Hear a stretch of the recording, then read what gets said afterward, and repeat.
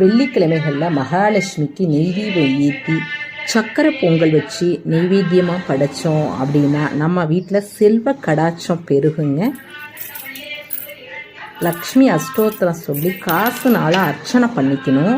மகாலட்சுமியை நிலவாசலுக்கு தீபம் தூபம் காமிச்சு சக்கரை பொங்கல் நெய்வேத்தியம் வச்சு படைத்தோம் அப்படின்னாக்க நம்ம வீட்டில் பார்த்திங்கன்னா லக்ஷ்மி கடாட்சம் கிடைக்கும். சக்கரை பொங்கல் வச்சுக்கணும். நாளைக்கு வெள்ளிக்கிழமை லக்ஷ்மி கடாட்சம் கிடைக்கணும்னா நெய் தீபம் ஏற்றி சக்கரை பொங்கல் வச்சு தீபார்த்தனை காமிச்சு அஷ்டோத்திரம் சொன்னீங்க அப்படின்னா நம்ம வீட்டில் பார்த்திங்கன்னா செல்வ வளம் பெருகுங்க. தேங்க்யூ.